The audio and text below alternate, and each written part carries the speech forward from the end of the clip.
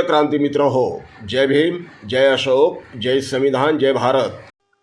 आपल्या न्याय अधिकारांसाठी समाजातल्या शोषित, वंचित, पीडित सर्वहारा समूहांसाठी लढा देणारी जगातली सर्वात मोठी लढाऊ संघटना, लढाऊ मुवमेंट जर कोणतं असेल तर ते केवळ आणि केवळ आंबेडकरी चळवळ ही जगातली सगळ्यात मोठी चळवळ। आंबेडकरी मुवमेंट ही समतावादी, ही न्यायवादी, ही लोकशाहीवादी, संविधानवादी मुवमेंट। आंबेडकरी चळवळीचं एक वैशिष्ट्य म्हणजे या आंबेडकरी चळवळीमध्ये, आंबेडकरी मुवमेंटमध्ये एकापेक्षा एक कर्तबगार नेते जन्माला आले। विश्वरत्न डॉक्टर बाबासाहेब आंबेडकर यांच्या नंतर अनेक उत्तमोत्तम नेते जन्माला आले, नेतृत्व जन्माला आलं की त्यांनी समाजाला दिशा देण्याचं काम केलं, समाजाला योग्य मार्गावरून नेण्याचं काम केलं आणि आंबेडकरी चळवळ ही जिवंत ठेवण्याचं महान कार्य केलं। अर्थात जोपर्यंत बाबासाहेब आंबेडकरांचे विचार आहे तोपर्यंत आंबेडकरी चळवळ ही जिवंत आहे, त्यासाठी कोणा एका नेत्याची गरज नाही। परंतु आंबेडकरी चळवळीमध्ये जे कोणी नेते जन्माला आले त्यांनी समाजाला काही ना काही देण्याचा प्रयत्न केला आणि आजच्या घडीला आंबेडकरी चळवळ ही सर्वाधिक अर्थानं धनवान आहे, श्रीमंत आहे, ती केवळ आणि केवळ तिला मिळालेल्या निस्वार्थी कार्यकर्त्यांमुळे। जगातल्या कोणत्याही संघटनेकडे आंबेडकरी चळवळ इतके सशक्त आणि प्रगल्भ कार्यकर्ते नाहीत, लढाऊ कार्यकर्ते नाहीत। सर्वात मोठं धन या आंबेडकरी चळवळीकडे आहे। त्यातलाच एक तरुण नेतृत्व म्हणजे निलेश मोहिते। निलेश मोहिते हे दलित युथ पॅंथरचे संस्थापक, राष्ट्रीय अध्यक्ष। 6 डिसेंबर महापरिनिर्वाण दिनी चैत्यभूमीवरती गेलो, शिवाजी पार्क परिसरात गेलो, त्यावेळेला निलेश मोहिते यांची भेट झाली। त्यावेळेला त्यांची मुलाखत म्हणजे त्यांच्याबरोबर बोलत असताना त्यांची मुलाखत घेण्याचा मला मोह आवरता आला नाही। मी त्यांची ज्या वेळेला मुलाखत घेतली त्या मुलाखतीमधून या तरुण नेतृत्वाचे विचार किती प्रगल्भ आहेत हे त्यांच्या शब्दातून दिसून येत होतं। त्याने अतिशय उत्तम असे विचार मांडले, राजकीय, आर्थिक, सांस्कृतिक, धार्मिक प्रत्येक विषयांवरती ते मनमोकळेपणे बोलले। अर्थात ते मनमोकळेपणाने बोलत असताना देखील त्याच्यामध्ये पुरेपूर विचार ठासून भरलेले होते। ती मुलाखत तुमच्यासाठी मी दाखवतोय, ती एकदा पहा आणि ठरवा आंबेडकरी चळवळीचं खरोखर हे असली नेते, ही तरुण नेते आभूषण आहेत की नाही। हा व्हिडिओ बघा, त्यांची संपूर्ण मुलाखत बघा। प्रिय क्रांती मित्र हो, मी भीम पॅंथर राजेश गवळी आपल्या सर्वांच्या हक्काच्या भीम पॅंथर या क्रांती वाहिनीवर आपले सर्वांचे मनपूर्वक स्वागत करतो आणि आपल्या सर्वांना क्रांतिकारी जय भीम करतो। मित्रांनो, आज आपण या ठिकाणी चैत्यभूमीला लागून असलेल्या शिवाजी पार्कवर आलेलो आहोत। अर्थात आज डॉक्टर बाबासाहेब आंबेडकर यांची जे तमाम लोकशाहीवाद्यांच्या रक्तात पेटलेले महामानव, मानवी स्वराज्याचे महासंस्थापक आणि भारतीय संविधानाचे निर्माते होते, त्या महामानवाच्या डॉक्टर बाबासाहेब आंबेडकरांचे 69व्या महापरिनिर्वाण दिनानिमित्त आज आपण या चैत्यभूमी लगत असणाऱ्या शिवाजी पार्क आलेलो आहोत।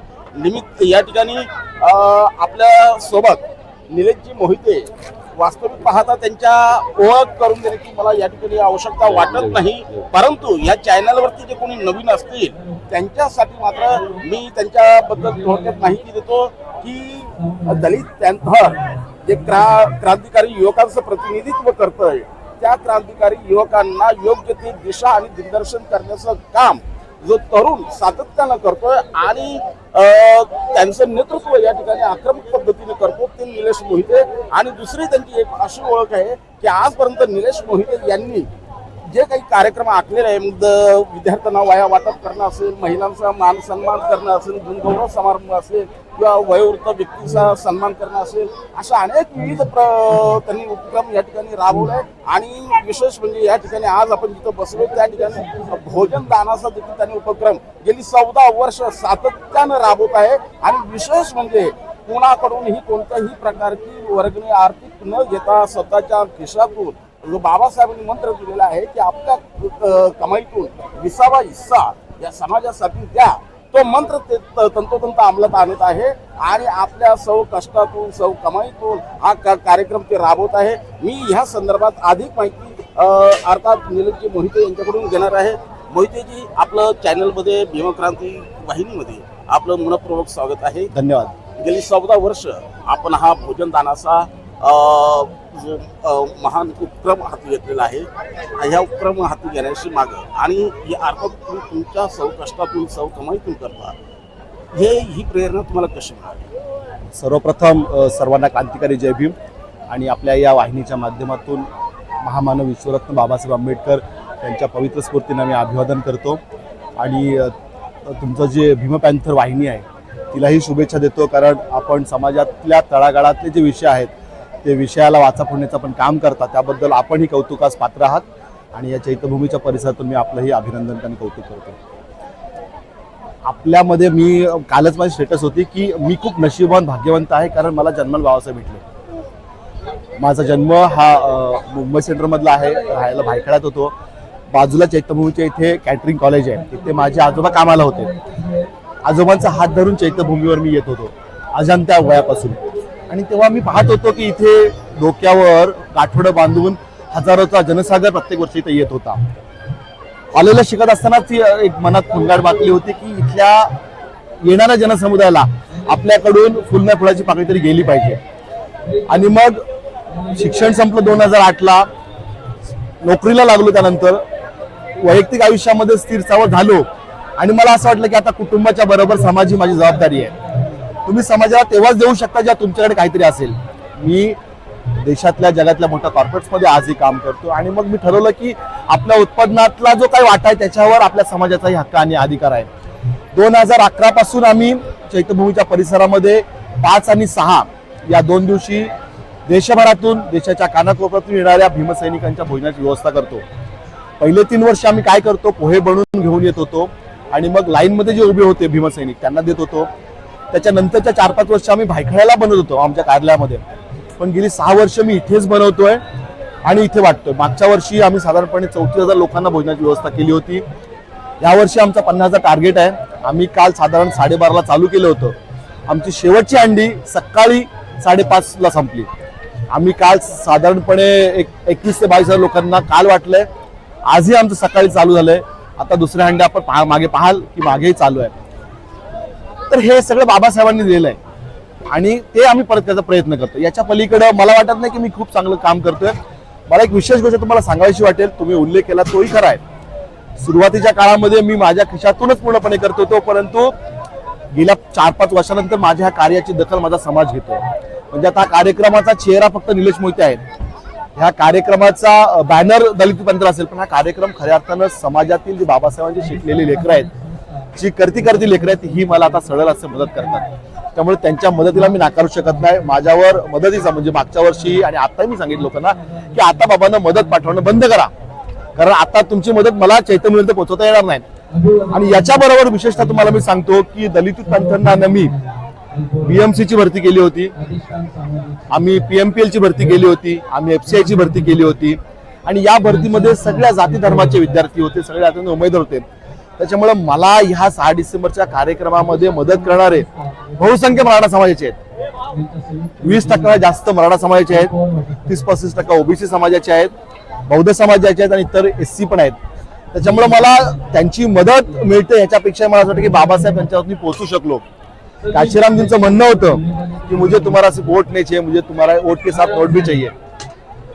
तर ह्या अशा प्रकारे आम्ही कार्य करतोय आणि हे कार्य आपली वाहिनी समाजामध्ये पोहोचायचं काम करतं त्याबद्दल मी आपलं आभारी आहे. या ठिकाणी निलेशजी मोहिते यांनी अतिशय अभिमानानं या ठिकाणी नमूद केलेलं आहे की हे सगळं जे काही मी करतोय ते केवळ आणि केवळ बाबासाहेबांच्या विचारांच्या प्रयत्नातून करतोय आणि हे सगळं करण्याच्या मागं बाबासाहेबांची शक्ती आहे. बाबासाहेबांच्या शक्तीवरती मी हे सगळं करतो. अर्थात समाजानं दखल घेऊन त्यांना साथ आणि सगळ्या पद्धतीनं सहकार्य करण्याची भूमिका या ठिकाणी समाजाने घेतलेली आहे. अर्थात समाज त्याच्याच मागे राहतो जो व्यक्ती समाजासाठी काहीतरी करू इच्छितो. निलेशजी मोहिते त्याचं एक ज्वलंत आणि मूर्तिमंत असं उदाहरण आहे. मी ह्या महापरिनिर्वाण दिनाच्या निमित्तानं निलेश यांना विचारू इच्छितो की बाबासाहेबांच्या महापरिनिर्वाण दिनानिमित्त आज जे काय आपण आंबेडकरी चळवळीतलं एकूण म्हणजे जे काही चित्र पाहतो त्याबद्दल आपल्या नेमक्या भावना काय आहे. राजकारणाबद्दल आंबेडकरी राजकारण कुठं धबकल्यासारखं वाटतंय की ते गतिमान झाल्यासारखं वाटतं. नेमकं काय आपल्याला रिपब्लिकन मुवमेंटबद्दल आंबेडकरी चळवळीबद्दल काय वाटतं? आपल्याला कल्पना असेल की 11 जुलैला मावजी रमाबाईला शहीद दिनाच्या निमित्तानं सभा होती. त्या सभेचा मी अध्यक्ष होतो. माझ्या भाषणाच्या आधी बऱ्याच सरांनी आंबेडकरी चळवळीबद्दल बोलले. कसं आहे की आपण प्रत्येक वेळेला चुकीची बाजू बघण्यापेक्षा चांगली बाजू पाहिली पाहिजे. आंबेडकरी चळवळीचं मूल्यांकन जर तुम्ही केवळ राजकारणात यशस्वी करत असाल तर मी म्हणेन की आंबेडकरी चळवळ यशस्वी झाली नाही. परंतु एकंदरीत बाबासाहेबांनी चालू केली चळवळ असताना समाजाचा समाज पाहिला तर आंबेडकरी चळवळ ही अयशस्वी झाली असं आपल्याला म्हणता येणार नाही. माझे आजोबा कुठे होते, माझे वडील कुठे होते आणि मी कुठे आहे तुमच्या समोर आज मी सांगायला नाही पाहिजे पण ॲरोचा 4000चा ब्लेझर घालून बसलोय. माझ्या आजोबाला त्यांची नशिबात लंगोटी नव्हती. तर आंबेडकरी चळवळ अयशस्वी झाली असं मला म्हणता येणार नाही. परंतु आपल्यातील हेवेदावे आणि आपल्यातल्या प्रत्येकाला आमदार खासदार नगरसेवक बनायचे स्वप्न पडतात आणि म्हणून आपण राजकारणात आपली पिछाडी होते. समाजकार्य करायचं किंवा पुढे जाण्याचे बरेच सारे मार्ग आहेत. चांगल्या शैक्षणिक संस्था उभ्या करा. तुम्हाला कल्पना असेल की शाहू महाराज जे बाबासाहेबांना ज्यांनी परदेशात शिक्षणासाठी शिष्यवृत्ती दिली होती त्यांच्या जयंतीच्या निमित्तानं आम्ही सुरुवात केली. मुंबईतल्या झोपडपट्टीतल्या 5000 विद्यार्थ्यांना आपण यावर्षी शालेय उपयोगी वस्तूंचं वाटप केलं. जवळपास 500 विद्यार्थ्यांना आपण काउन्सिलिंग करून त्यांना योग्य कोर्सला ऍडमिशनची मदत केली. तर तुम्हाला समाजसेवा करण्यासाठी किंवा समाजाला पुढे घेऊन जाण्यासाठी केवळ आमदार आणि खासदार बनण्याची आवश्यकता आहे असं मला वाटत नाही. समाजाला पुढे नेण्याचे खूप सारे मार्ग आहेत. आज मुंबईसारख्या परिसरामध्ये बघाल तर सगळ्या जाती धर्माची आपली आपली संस्थान उभी राहिली आहेत. जसं की घाटकोपरमध्ये हिंदू महासभेचं रुग्णालय आहे. तुम्ही पुढे जर मुंबई साईडला गेला तर तिथे सैफी नावाचं मुस्लिमांचं आहे, बाजूला पारशांचं आहे. बौद्ध समाजाचं असं कुठलंही किंवा आंबेडकर विचारांचं असं कुठलं रुग्णालय नाही आहे. आमचं ते संकल्पना आहे. आज जर बाबासाहेब असते तर बाबासाहेबांनी 10-15 मेडिकल कॉलेज काढले असते. बाबासाहेबांनी आज शिक्षणाचं बाजारीकरण झालंय. कुठे भाऊराव पाटील त्याला आपण शिक्षण महर्षी म्हणतो आणि आज कुठे शिक्षण सम्राट. तर या समाजाला मागे कसं ओढता येईल यासाठी इथली मनवादी व्यवस्था काम करत आहे. परंतु त्यांना हे सांगतो मनवादी व्यवस्थेला या चैतन्यातून की बाबासाहेबांच्या विचारात निलेश मोहितेंसारखी तरुणी तयार होत आहेत. जे तुम्ही त्यांना किती रोखला ते रोखायचा प्रयत्न होणार नाही. त्यामुळे समाज हा पुढे जात राहील. आज निलेश मोहिते आहे, उद्या दुसरा कोणीतरी असेल, नाव वेगळं असेल, पण तो विचार घेऊन जाणार तरुण या मातीमध्ये काल तयार होतो तर आज तयार होतोय आणि येणारे 1000 वर्ष तयार होईल. या ठिकाणी निलेशजी मोहिते यांनी बोलताना अतिशय मार्मिक पद्धतीनं आंबेडकरी चळवळीचं मूल्यमापन केलेलं आहे की आंबेडकरी चळवळ ही कोणत्याही पद्धतीनं अयशस्वी झालेली नाही. ही तिने सामाजिक क्रांती केलेली आहे, तिनं शैक्षणिक क्रांती केलेली आहे, तिनं आर्थिक क्रांती केलेली आहे. राजकीय परिवर्तन करण्यामध्ये कुठंतरी आम्ही अयशस्वी जरी ठरलोय तरी ते आम्ही राजकीय परिवर्तन सुद्धा केल्याशिवाय राहणार नाही हा आशावाद त्यांनी व्यक्त केला आहे. अर्थात निलेशजी मोहिते सारखे कर्तबगार आणि त्यागी निस्वार्थी कार्यकर्ते ज्या मुवमेंटमध्ये आहे त्या मुवमेंटचं ते सर्वात मोठं वैभव आणि ते एक खजिना आहे त्या आंबेडकरी मुवमेंटचा. आणि आंबेडकरी मुवमेंटला असं निलेशजी मोहिते सारखं एक वैभव आणि खजिना मिळालेला आहे. आणि आम्हाला खात्री आहे की निलेशजी मोहिते सारखे तरुण या आंबेडकरी मुवमेंटच्या माध्यमातून ती राजकीय क्रांती जी अपेक्षित आहे किंवा राजकीय परिवर्तन जे अपेक्षित आहे ते घडविण्याशिवाय राहणार नाही. मी निलेशजींना या ठिकाणी शेवटचं विचारू इच्छितो की आज ही तरुणाई मोठ्या संख्येनं बाबासाहेबांच्या दर्शनाला येते. या तरुणाईला आपला काय संदेश असेल? मी या तरुणाला एकच सांगेन की बाबासाहेबांनी दिलेले मूळमंत्र आहेत. बाबासाहेबांचे अनेक वाक्य आहेत. त्यापैकी मला भावलेलं वाक्य आहे की बाबासाहेबांनी एका पेडणेकर नावाच्या विद्यार्थ्याला सही करून वाक्य दिलं होतं. की बी ट्रूथ टू युअर सेल्फ, तुम्ही तुमच्याशी प्रामाणिक राहा. कारण तुम्ही काय करत आहात हे बघायला जरी कोणी नसेल तरी लक्षात ठेवा की तुम्ही बाबासाहेबांसारख्या महामानवाला रिप्रेझेंट करता. म्हणजे व्यक्तिमत्व काय, character is not like that की how you act when people are watching you. Character is what how you act when no one is watching you. त्यामुळे मी सकाळी टाकलं होतं सोशल मीडियावर की बाबासाहेब माझ्या कायम सोबत असतात.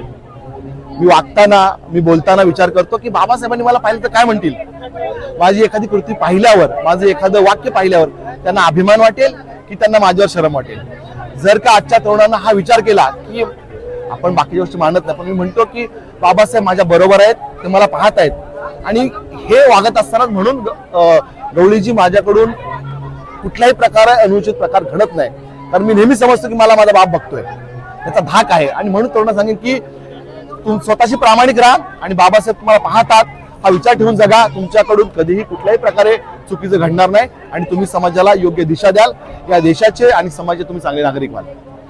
या ठिकाणी निलेशजी मोहिते यांनी बाबासाहेबांना खऱ्या अर्थानं आदरांजली वाहताना, अभिवादन करताना तरुणाईला संदेश दिला आहे की बाबासाहेबांनी जे मूलमंत्र आपल्याला दिलेले आहेत, जे विचार आपल्याला दिलेले आहेत, त्या भीमविचारानं मार्गक्रमण करा, पथक्रमण करा, विजय आपलाच आहे, हा संदेश त्यांनी या ठिकाणी दिला आहे.